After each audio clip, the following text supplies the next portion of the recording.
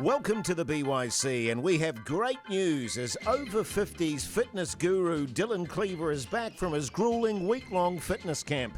So the BYC team will be at full voice as we cover off the COVID conundrums, take a gander at the ICC Test Team of the Year, ponder the huge success that is the Black Clash, and preview the upcoming Super Smash playoffs. We'll also take a look at the controversy surrounding Brendan Taylor and, of course, all our favourites with News or Ruse and Violence Corner. Plus, we'll crack open a bottle of tartare sauce and have a helping of fish and chips from Whitby for good measure as we welcome back into the studio Dylan Cleaver looking in fine fettle, and you've got a lovely tan on. Dylan, how's life, mate? It's very good, Jason. Yeah, it was a gruelling week, as you mentioned, a couple of extremely long runs. All undone, all the good work undone by getting a full head of steam on the Black Clash. Yeah, well, that was the thing, because you were at the Black Clash, you were saying. I didn't realise that, but you had that week-long of sort of fitness workout, and then you just blew it all in one afternoon at the Black Clash. Yes, essentially, that's true. I understand. We also have, of course, me old mate Paul Ford from the capital. How are you going, Paul? I'm going terrific. I was also at the Black Clash. I did no fitness and still got a full head of steam up at the Black Clash. So completely, nothing on the positive side of the ledger for me. Yeah. And actually doubled down because I played a game of cricket on the Friday for the ACC 11 versus the Movember 11 at the Matapihi Cricket Ground, the real MCG. So beautiful.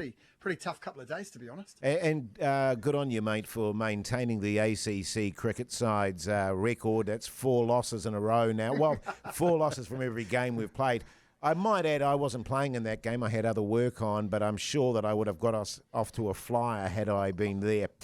Now, we couldn't talk about this last week, could we, Paul? Because we weren't quite sure where we were standing with it. But the COVID conundrums, fellas, Aussie tour postponed. Yeah, really disappointing, but I guess it was fairly obvious in the end. And the issue is not with Australia and COVID running rampant through Melbourne and Sydney, but more the fact that there was just no certainty about when New Zealand could return home. Yes. Given the fact that Omicron is now here, it's in the community. I guess we're not quite sure as a nation how we're going to deal with that yet, but we're still going with a fairly cautionary approach to it at this stage. So yeah, it was a matter of the Black Caps just simply didn't know when they'd be able to get back. Yeah, and it's just part of the situation that we have to deal with, not just in sport but in all walks of life. Paul Ford, it's just how it is. Yeah, it's hard to come in too hard off the long run up on this one, isn't it? It's 3 summers in a row, I think, that we've had Trans-Tasman white ball cricket nuked by COVID, postponed by the pandemic. I saw that for the first time in 44 years, the Australian men's cricket team have 0 one-day internationals now scheduled. It's just a weird time. And how does this all work in terms of the Women's Cricket World Cup, the South African tour? We're still sort of up in the air a little bit about that, aren't we? Yeah, as far as we know, South Africa's still coming, yes, which is good. Yeah. So I imagine there was actually a fair bit of talking done behind closed doors to ensure that went ahead. I know there was some reluctance on South Africa's part, given the amount of cricket they've played in kind of biosecure bubbles. So that, as I understand, is going ahead. They're looking at the possibility of a 100 pod system rather than just a capacity of 100, which would mean you'd have to be fully vaccinated. But as long as they can get these pods in and out of the ground from different, gates and enable them to sit in different parts of the ground, you might be able to get more than 100 people at these events, which you need. Yes. The Basin Reserve, I think, have got a few gates. Am I right, Paul? So they might. Yeah, you've definitely got 2, 3, 4 probably entrances. You could go there. Yeah, so they might be able to get a few hundred. And look, I know it's not great, but certainly a few hundred sitting on the bank watching what is still going to be the marquee Test series of the summer, as far as I'm concerned anyway, is going to be good. And obviously you want people at a blue ribbon event like a Women's World Cup. It would be disappointing if there's 100 people scattered around these big grounds. Well, and this is the sort of dilemma that they're facing, I think, administrative bodies all around the place. It's the admin nightmare, isn't it, Paul Ford? Yeah, that's right. And they've had a bit of a crack at it. Of course, they played some Super Smash T20 matches up in Whangarei, and they did this. I think they got 500 into Cobham Oval up there, and it seemed to work okay. But it's as Dylan says, it's kind of heartbreaking thinking. New Zealand, Australia at the Basin, you're probably thinking it to be absolutely chocker for the Women's World Cup match. 7,000, 8,000 and, even 500 people smattered around. Sure, it's better than nothing, but gosh, in terms of the spectacle that everyone was imagining it would be, it's a pretty much a booby prize, which sucks. But God, what else do you do?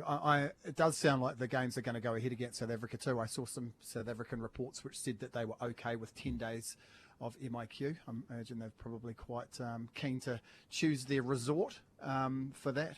And I also had a quick look at the numbers over in South Africa, and it's roughly 3,000 a day. Only a month ago, there was 23,000 a day over there. So I guess they're getting to the end of the bell curve at their end, and understandably reluctant to come over to MIQ for 10 days seems to about the max for a maximum of 10 days cricket across the 2 test matches. I wonder also if they'd be reluctant to come knowing that we're just about to enter the upward phase of the bell curve. Well, I think it's one of those classic examples, again, of we just have to wait and see what happens and how things unfold. I mean, there's no real certainty there, but fingers crossed the South Africans get to tour here, because it would be good to have some top-level cricket going on throughout the summer. Hey, the ICC Test Team of the Year was named. Exciting stuff always for cricket fans. Great to see 2 Kiwis in there, and the 2 that you would probably have predicted, Dylan, once this team was selected. I mean, Kane didn't play a lot of Test cricket for the year, but what he did, he played it very, very well. I was outraged when he was not named captain of the Cricinfo Test Team of the Year, and that went to Joe Root. And Joe Root, by all means, should be in the 11, but how he can get the honour of captaining a team when he's basically lost every test. It's a disgrace, Dylan. It's a bloody disgrace, I tell you what. Yeah. So it was good to see that Kane not only made this team, but he was given the armband, which is how it should be, and you couldn't leave Cole Jamieson out of it. No, you couldn't, could you, Paul? No, hell no. I mean, Jamieson was remarkable again this year, and as you say, Kane's record was pretty decent. What was he? 395 runs across 4 matches, averaging 60 odd and a ton, and World Test Championship to boot. So, it's nice to see. It's nice to see our players recognised. This team has just done so many good things, and it'd be great to look back in a few years and go, man, it was awesome when we used to have our guys make these teams. Was Timmy unlucky? Timmy and maybe even Wags unlucky, but I guess Wags was not selected for a few games for New Zealand, so it probably held him back. Yeah, and when you look at, he's up against, I think it was Hassan Ali and Shaheen Shah Afridi. Probably hard to argue that he was better than those guys. Yeah, I sort of look at Kane and Kyle, and I think that's probably fair enough. But certainly, in terms of the captaincy, it's got to go to Kane. I mean, particularly after Root and the whole Ashes debacle that unfolded there. Can you imagine captaining that team, though, with Joe Root in it, and Marnus Labuschagne? Yes. And Hassan Ali, and Fawad Alam. That'd be a difficult group to manage, I'd suspect. Yeah, very much so. A lot of egos floating around the place. Let's look at the ICC Cricket Awards, and Joe Root, Test Player of the Year. Thoughts, fellas? I think probably you just clip off the end of the Aussies tour there. Probably fair enough. I mean, mountain of runs, yes, but it's not the only thing he does on the field, and that's the problem I have with it. If he was named Batsman of the Year, by all means fine, but he's the captain of England, and England were absolutely dire. Bollocks. Yeah. So, I mean, I can't think of anyone off the top of my head that maybe Marnus Labuschagne, are you even allowed to say that on this podcast? Might have jumped ahead of him. Yeah. Not twice. Yeah, come on now, Dylan. Yes, But I think it's good for Joe Root, and, it'll be something to distract him from stitching his testicles together again. The ICC Umpire of the Year, Murray Erasmus. Nope. Don't like him. Interesting fact about Erasmus, actually. Apparently his pulse rate during a match, most people are pretty high because of the pressure going on and stuff. His is near death. It's so low and slow. I rate him, actually. I think he's good. He's a pretty solid performer. Did you not watch the 2019 Cricket World Cup final? Oh, here we go. Paul, forward your thoughts. We can't talk about that. We can't talk about Marnus Labuschagne or that World Cup final. Oh, look, I don't know. I find it really weird to work out how you would judge Umpire of the Year. Like, what? Yeah. What's the criteria? Did he have the fewest number of overturned DRS decisions? Possibly. What's the Chris criteria? Brown Well, I It think, seems like a nonsense to me. you know, obviously at the end of every Test match, every international match, They get marked. they don't get marked Yeah. thoroughly and they go through. And it's actually quite phenomenal. I think sort of across the board, you're looking at sort of 93 to 95% correct decisions, which is a bloody good effort in the cauldron of international cricket.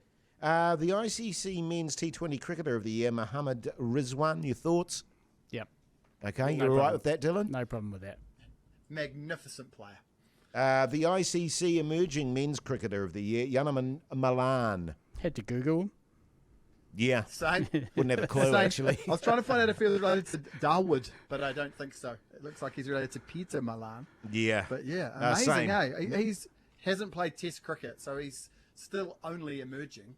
But he's no spring chicken. He's about 25 years old, I think. Right. Could Devon Conway have qualified for that? Or has he emerged fully? I think he's fully blossomed. But actually, bloody good point, Dylan.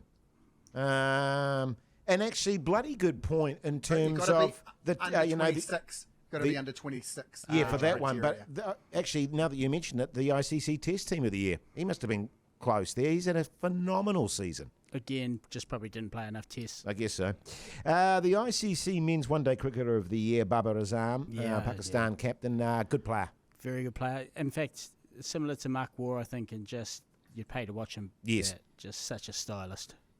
Any problems with that, Paul Ford?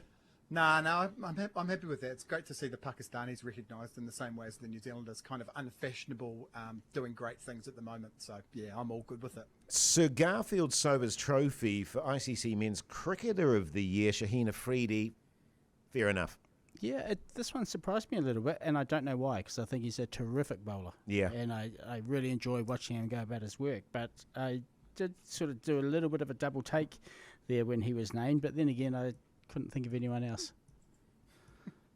Yeah, Paul, any thoughts from you, mate? No, I mean, you're talking about a guy that took 78 wickets across 36 games at an average of 22. So, Yeah. it's pretty decent. Plays all formats too, doesn't he? Yeah. Yeah, exactly. Good player. Exactly. I'd like to. He's just such an enormous human as well. It feels Yeah. like such a massive advantage. So, yeah, great to see him come through. He's still only young too, right? I can't remember how old he is, but he's younger than what you think. Indeed. Hey, we had a big celebration, didn't we, with the Black Clash this weekend? I certainly did. Oh, my word. What a festival it was. And actually, we were reflecting on that, fellas, yesterday, actually, about how close was, you know, the next day the old COVID got out into the community. The organisers of that must have breathed a huge sigh of relief because there was a crowd, Dylan Cleaver, well over 10 grand. Yeah, and it's one of those weird things, right, where it's great for cricket, Yes. and yet there must have been people at New Zealand cricket going, oh, bloody hell. You know, Yes. the most popular cricket game of the year, all the money pretty much is going to private promoters and JUCO, and fair play to them. Mm-hmm. It's their idea, it's their IP, they put it on, do a fantastic job of it, yet the kind of official summer, if you will, was just being savaged by Omicron. So it's a little bit unfortunate in that respect, but yeah, they did a fantastic job. Bay Oval was a great venue for it. The weather was So good. was unbelievable, and I have a confession to make in that I hate festival cricket with a passion. But what I really liked about this night was the fact that I went along expecting to hate it. I didn't, and that was because there's actually a real dedication to playing good cricket in it. Like, it's not guys going along and pretending to bowl underarm balls or Wearing stupid wigs. Wearing stupid wigs, clowning around in the field, wearing retro beige clothing. No, Hey, that doesn't sound too bad.